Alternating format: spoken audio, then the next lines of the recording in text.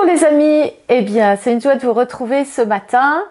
Nous sommes jeudi et depuis le début de la semaine, eh bien nous réfléchissons ensemble sur la façon de gérer nos émotions. Lundi, mardi, mercredi, j'ai parlé de la tristesse, des différentes causes de tristesse. Et aujourd'hui, je voudrais parler de la colère, qui est une autre émotion. T'es-tu déjà mis en colère? Probablement. Et les différentes causes de la colère sont, par exemple, un sentiment d'injustice, la frustration, l'offense, bien sûr, l'insatisfaction, les humiliations, voilà, différentes causes de colère.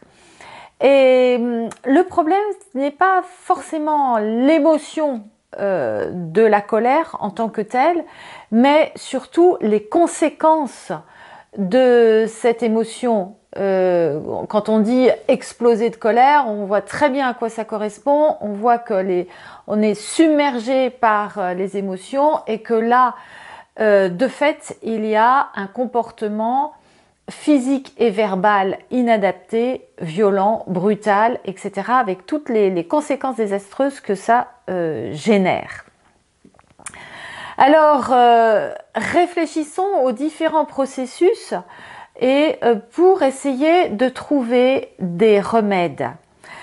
J'ai identifié différentes façons différents développements de la colère. Par exemple, une personne a eu toute la journée, sa journée professionnelle a été jonchée de problèmes, de difficultés et peut-être s'est rajouté par-dessus une injustice décelée au sein du service où la personne travaille. Donc elle a accumulé des tensions toute sa journée. Elle sort du travail, elle rentre chez elle, elle retrouve son foyer, ses enfants, et puis il y en a un qui est plus excité que les autres, et c'est sur cet enfant-là que va se décharger toute sa colère, et que voilà, la personne va exploser et va s'en prendre à cet enfant qui en fait n'est pas à l'origine de cette colère. Mais c'est lui qui va être le réceptacle par contre. Un autre exemple, une personne qui a été enfant sujet de brutalité, de maltraitance ou tout simplement d'un autoritarisme décuplé qui va accumuler au cours de son enfance, de son adolescence, un sentiment d'injustice et puis de la colère. Et qui va arriver à l'âge adulte avec de la colère qui va s'exprimer systématiquement envers toutes sortes d'autorités. L'autorité alors au niveau professionnel, l'autorité par exemple au niveau d'un club de loisirs, l'autorité dans sa paroisse, enfin tous ceux qui représentent une forme d'autorité, eh bien la personne en question va être perpétuellement en conflit contre ceux qui représentent l'autorité, perpétuellement en colère. Voilà. Et puis l'autre possibilité, celle qui est, je dirais, la plus saine entre guillemets, c'est d'être en colère contre celui qui est à l'origine de sa colère, contre l'offenseur, par exemple. Il y a encore une autre forme de colère, c'est la colère contre soi-même, parce que on n'est pas arrivé aux objectifs que l'on s'était fixés, par exemple. Voilà, différentes formes de colère. Alors, que dit Jésus sur la colère? Nous avons entendu la semaine dernière, dans un des évangiles, Jésus qui est très sévère sur la manifestation de la colère. J'en ai trouvé un autre dans l'évangile de Matthieu, au chapitre 5, où Jésus dit « Quiconque se fâche contre son frère en répondra au tribunal. S'il dit à son frère crétin, il en répondra au Sanhédrin. S'il lui dit renégat, il en répondra à la géhenne de feu. » Voilà, Jésus passe pas par 4 chemins pour dire que l'expression de la colère, c'est mauvais. Alors, je suis allée aussi voir ce que dit saint Paul, parce qu'il a Il y a deux versets qui m'ont particulièrement intéressée. C'est dans l'épître aux Éphésiens, au chapitre 4, verset 31, où il est dit, alors verset 31, voilà. Aigreur, emportement, colère, clameur, outrage, tout cela doit être extirpé de chez vous avec la malice sous toutes ses formes. Et puis également dans les Colossiens, où Jésus nous dit, au verset 31, colère, emportement, malice, outrage, vilain propos doivent quitter vos lèvres. Voilà, ben oui, parce qu'en général, la colère et l'emportement, tout ça, c'est accompagné de propos mauvais, méchants. Alors, dans celle aux Éphésiens, je me suis arrêtée sur, rapidement, sur le mot extirper. Ça m'a donné l'image du jardinier. Je ne sais pas si vous avez un jardin, si vous faites un peu de jardinage, mais quand il y a un parterre et puis on voit qu'il y a quelques petites mauvaises pousses qui arrivent, et ben on les prend les unes derrière les autres. On extirpe, voilà, on extirpe du parterre de fleurs les mauvaises herbes qui sont en train de sortir.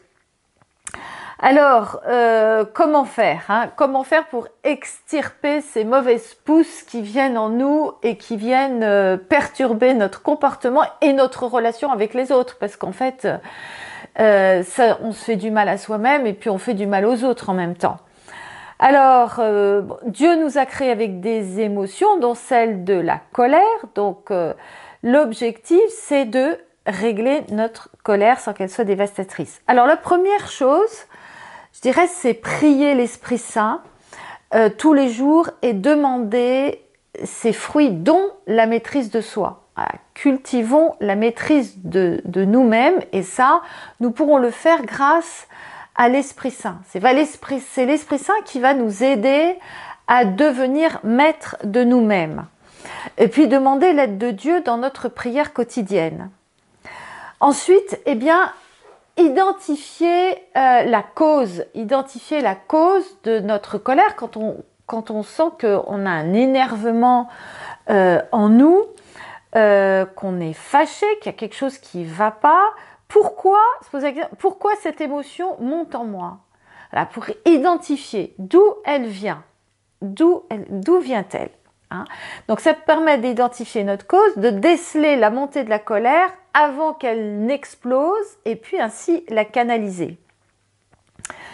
Une autre façon, c'est d'attendre de retrouver son calme pour exprimer le sujet de son mécontentement, le sujet de sa colère. Donc une fois qu'on a identifié la cause, voilà pourquoi, on dit bon, c'est pas le moment de dire à l'autre pourquoi je suis pas d'accord, pourquoi il m'offense, pourquoi il m'énerve, et j'attends, je m'éloigne, je m'isole, je me tais et j'attends pour lui exprimer ensuite, plus tard ou un autre jour, le sujet de mon mécontentement, de mon énervement.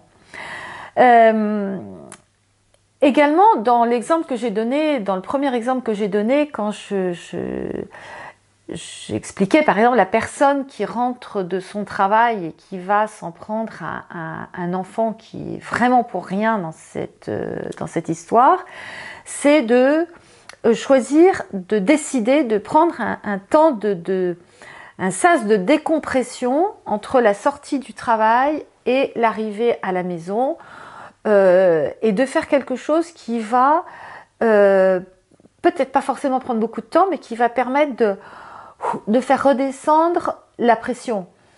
Par exemple, je sais pas, si tu prends le métro ou le train, dire tiens, je vais pas prendre le métro, le train à cette station-là, mais à celle d'après pour marcher, essayer de physiquement d'évacuer déjà une part de ma tension pour pour ne pas l'exprimer auprès des miens en rentrant. Ou bien m'arrêter pour prier. Ou bien si j'ai pas l'occasion de prendre un transport, ou enfin différer mon trajet, au lieu de prendre l'ascenseur, monter à pied. Enfin, il y a des petits trucs comme ça. Hein. Et puis il y a un autre, parce que si tu es en télétravail, peut-être ça c'est même pas possible. C'est-à-dire que tu sors de la pièce dans laquelle tu travailles et puis tu te retrouves avec les autres et c'est pas possible. Bon, alors il y a un autre moyen, c'est des petits moyens très pratiques, c'est de te laver les mains avec la conscience que en te lavant les mains, tu fais couler, hein, tu nettoies tout ce qui t'a été source de tension, d'injustice dans ta journée. Voilà. Après, il y a d'autres façons de voir, c'est-à-dire prévenir son entourage en disant attention, je suis en colère. Voilà, ça permet de voir que les autres, ils sont pas forcément les sujets, hein, les causes de la colère. Et enfin, attendre, ça je l'ai dit, que la colère s'apaise pour parler à l'offenseur, lui exposer calmement en quoi il a été offensant, et puis lui pardonner. Enfin, pratiquer la louange, demander la guérison de sa langue à chaque Eucharistie, et puis, comme Sainte Faustine l'a fait. Sainte Faustine, elle a beaucoup prié pour recevoir la guérison de sa langue à chaque Eucharistie. Et puis aussi, elle priait et désirait le bien de ceux qui l'avaient fait souffrir. Voilà, c'est aussi des exemples que nous pouvons recevoir de notre sainte. Un autre moyen, c'est se confesser. Parce que à chaque fois que nous remettons dans le sacrement de la réconciliation, ces façons d'exprimer la colère, eh bien progressivement le Seigneur travaille notre cœur et nous aide à gérer. Enfin, voilà. Alors nous allons maintenant terminer par terminer ce temps de partage sur la colère avec un petit temps de prière. Seigneur Jésus, eh bien, je te prie ce matin pour tous ceux qui regardent, tous ceux qui sont peut-être pris par des émotions de colère, peut-être ceux qui ont du mal à gérer ces émotions. Je te demande vraiment de leur donner ton Saint-Esprit, de venir les visiter maintenant. Viens visiter mon frère, ma sœur qui est maintenant pris dans ces émotions, qui le regrette, qui voudrait s'en débarrasser. Toi, tu le connais. Aide-le, aide-la à venir profondément dans son cœur, le visiter, lui montrer les causes de ces émotions de colère, l'aider à cheminer, à aller vers la libération de ses colères. Merci Seigneur pour ce que tu es en train d'accomplir maintenant auprès de mon frère, de ma sœur. Merci Seigneur, gloire et louange à toi Jésus. Merci de venir déposer ta paix. Oui, merci Seigneur de venir mettre la paix dans le cœur. Merci de l'inspirer maintenant. Gloire et louange à toi. Merci Seigneur, béni sois-tu. Voilà, chers frères et sœurs, soyez bénis, passez une journée joyeuse, paisible, et nous nous retrouvons demain. Alors, si vous avez aimé ce temps, ce partage de ce matin, n'hésitez pas à liker, à cliquer sur le pouce bleu. Vous pouvez partager toutes les vidéos que vous allez retrouver ensuite sur YouTube, les partager à ceux qui vous sont proches, à vos amis, vos connaissances, votre réseau. Et puis, n'hésitez pas, si vous n'êtes pas abonné, à vous abonner et à cliquer sur les notifications. Voilà, soyez bénis, à demain!